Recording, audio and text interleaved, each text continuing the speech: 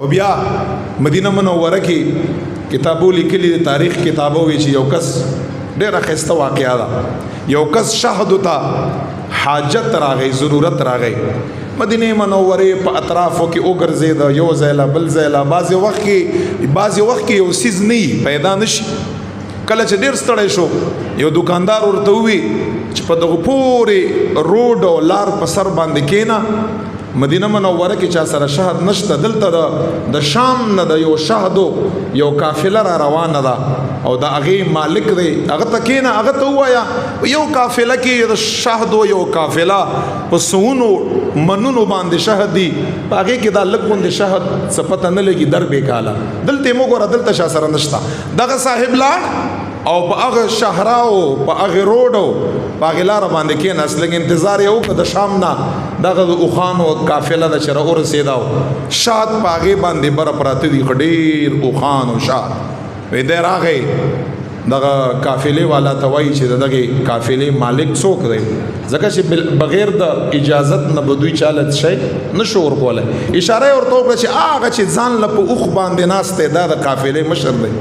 دغه حاجتمند ضرورتمند دا ولا راغی ورته فرمایي چې زما شهدو ته لږ حاجت دی، په کور کې بیمار سینا مری بل شي پاره ورته یې چې ښه چې خپل غلام ته وي چې یو ډکه بوشکه وله ورکړه دغه صاحب، یو بوشکه ما ورته هم چېرته نه لیدلې په سترګو باندې، او د هغه زمانې ښایسته شهد وی چې کله چې دا بوشکه ورکړه نو دا سړي باندې درنه وه، داسې کوږ کوږ روان و، نیش ووړی. وی چې دغه صاحب ته یې چې یو اوښ هم ورسره ورکړه، نو چې کله اوښ یې ورسره ورکړه، اوښ باندې د هغه ډېره په مشکله باندې خېجي. وی چې هغه صاحب ته فرمایي چې یو غلام هم ورسره ورکړه، غلام یې ورسره ورکړي، یو اوښ. دا سړی حیران شو چې خدای پاکه راغلی څه دپاره وم او راته میلاو څه شي شو. وی چې هغه غلام ته یي په آخر کې چې دا صاحب څوک دی چې دا دومره ورته فرمایي دا عثمان ابن عفان دی، دومره سخاوت.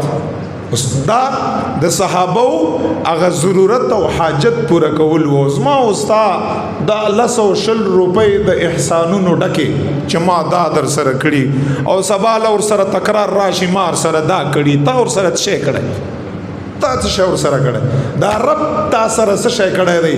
د شکل ته وګوره سونډی بونډی سړی نه جمع کوي نه مونځ کوي، څومره دولت الله جل جلاله تعالی در کړی دی، ته د دې اهلی ته د دې لایقي چې تعالی الله جل جلاله درکړي او تا دله یو 10 روپۍ څه ورکړي چې ته وایې چې بس ما احسانونه مه کوئ په خلکو ضرورت پوره کړئ، د خلکو حاجت پوره کړئ.